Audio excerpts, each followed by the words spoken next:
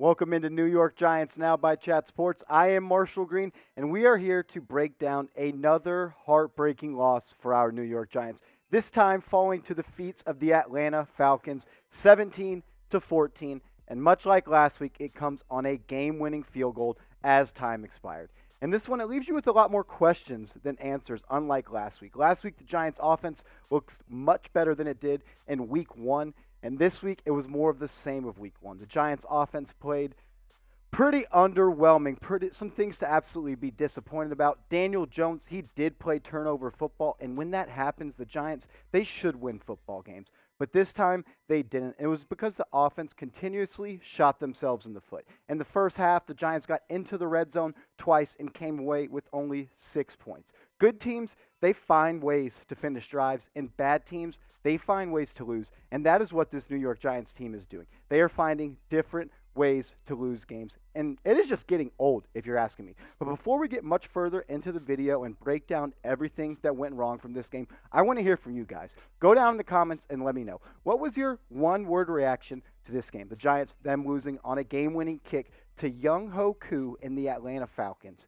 For me, this game was extremely disappointing, and I have a lot to say about it. But my one-word reaction would be hot seat, because that is exactly what should be happening right now in the building and at the front office of the New York Giants. Everybody should be on the hot seat, from Joe Judge to Jason Garrett to Patrick Graham to Dave Gettleman to John Mara and the Tisch family. Everybody should be absolutely annoyed with what was going on.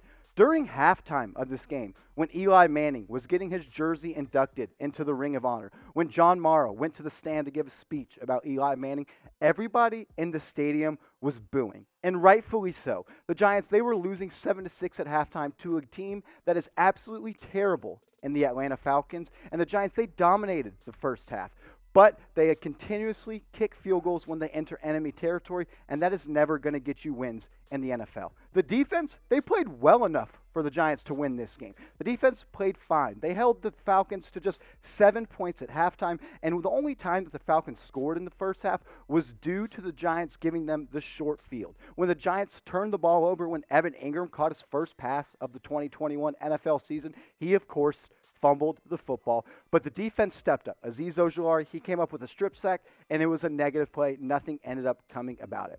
But the thing that I'm most upset, I'm most upset that the Giants suck. That's what I'm most upset about. But injuries suck. When you watch teams lose their best players week in and week out like the Giants are doing right now, it is extremely tough. And it's tough, really, when it's a captain of this team like Blake Martinez is. Last week, it was Nick Gates leaving the game with a broken tibia and fibia, a captain out, and now it's Blake Martinez. It was a non-contact injury that looked like it could be a knee injury, and signs are pointing to that the news is not going to be very good, and it could be a season-ending injury for this New York Giants captain linebacker, Blake Martinez. Another injury to the wide receiver room, Darius Slayton. He left in the second quarter with a hamstring injury, hobbled off, and that's just another injury added to this wide receiver room, just like Sterling Shepard. He left this game due to a hamstring injury as well. Shepard has been the Giants' best player so far during the 2021 NFL season, and when he left the game, you could see that Daniel Jones was not as confident and cool, calm, and collective as he is when Sterling Shepard is on the field. Shepard is Daniel Jones's third down security blanket, and when he went out, you could see things starting to fall apart on the offensive end. Kenny Golladay, the star prize wide receiver free agent acquisition, he played okay. I would like for him to see him get more targets, and especially in enemy territory, be targeted more. They did throw him the goal line fade on the one offensive touchdown that the Giants scored today. I like that. Put your players in position to make plays. But Golladay, with injuries to the wide receiver room, he will have to be much more involved in the game plan.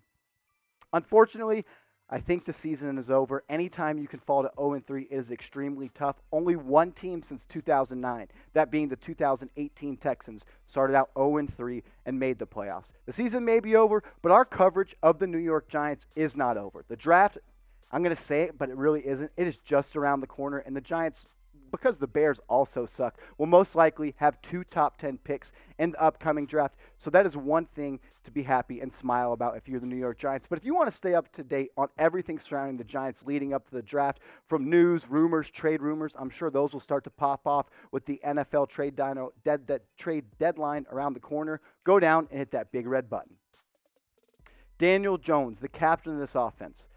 He just doesn't make enough plays for this Giants offense to be a bunch or a chunk offense type, a chunk play type of offense. Too many times he's taking the check down, whether that's due to because this Giants offensive line can't create enough time for him to make throws. I just want to see him make more throws down the field. But the story of the game is the offense can't get out of its own way. Too many times there are self-inflicted wounds. In the first half, the Giants drove down, got inside the red zone, and Ben Bredeson got absolutely bodied by Grady Jarrett on a spin move. Daniel Jones takes a sack. They get moved out of scoring position and have to settle for a field goal. The next drive, the Giants, they drive into the red zone. Then on second down, Daniel Jones drops the snap. I mean, it's really just getting old with these mistakes that the Giants offense continues to make, and that's why they're not winning games, because they're not getting out of their own way to be successful. Saquon Barkley, he scored his first touchdown in an NFL game since December of 2019. That was a good moment for him as a Giants fan. I was happy to see that. I know he's coming back from a big injury and a long recovery road, so for Saquon, that was good to see. He finished the day with, 16 carries, 51 yards, and a touchdown. He also had 6 grabs for about 50 yards. I like the way they used him in the passing game, and they're trying to get him the ball in space, something that I did like seeing. Hopefully, they can continue to do that as the season progresses. Kadarius Toney, the report before the game, Ian Rappaport, saying Kadarius Toney looked great in practice, and he was going to be more involved in this game plan, but he just really wasn't. And even with the injuries to Sterling Shepard and Darius Slayton, he still wasn't the guy that was called on to make plays. Just 2 touches, no touches in the second half. The guy that was called up and did make plays, Colin Johnson, the big body receiver out of the University of Texas. He finished with 5 grabs and 51 yards. Oftentimes when he caught the ball, I thought it was Kenny Golladay because he was making the plays and he was in position that Kenny Golladay should be in. Obviously, Golladay is dealing with that hip injury. That will be something to monitor as the weeks go on. But Colin Johnson, he stepped up when his number was called, so that was good to see. Azeez Ojulari, another week, another sack. His 3rd sack of the season. This time it was a strip sack, which nullified an Evan Ingram catch drop, which should have resulted in at least 3 points for the Atlanta Falcons. But Azeez, he came away with the strip sack on Matt Ryan, which forced this game to go to a 7-6 deficit for the Giants at halftime that they were unable to overcome. Guys, I'm curious. I think I'm going to go down and type my Y's for yes, but be honest with me. Let me know. Get your votes in. Are the Giants the worst team in the NFL? If you think they are, go down and type your Y's for yes in the comment. If you think they're not and they're somehow going to bounce back, and we'll show you their next 5 games coming up in the NFL season. I don't know when they're going to get their first win, but if you think they're not the worst team in the NFL, go down and type your N for no. On a couple shows this week, I said this game was a must-win game for the New York Giants. Obviously, you never want to start 0-3 in a season, but when you start 0-3, and these are your next 5 games on the schedule, Saints, Cowboys, Rams, Panthers, Chiefs, it is looking like this Giants team could start 0-8, and I'm not trying to be an overreaction type of guy or a hot take guy. This could very well happen. The Giants, they will probably be underdogs in every single one of these games. So like I said earlier, everybody should be on the hot seat. Joe Judge, you most importantly, starting 0-2 and once again having the Giants season be over before it even hits October is extremely, extremely frustrated. But one more time, a full look at this box score. Not a lot to be proud of if you're a New York Giants fan, which is weird because after the game, Joe Judge, he once again went with this soft guy approach at the press conference saying there's a lot to be proud about and the Giants can build off this. But I'm here to tell you, Joe, there's not a lot to build off this, and you should be running laps for the next 72 hours. If you guys want more New York Giants updates down your Twitter TL, go down and hit me up on Twitter at @MarshallGreen_. I'm spitting takes, I'm giving you stats, and I'm bringing the realest New York Giants news to Twitter. So if you want to stay up to date on everything surrounding the Giants on Twitter, go and hit me up and give me a follow.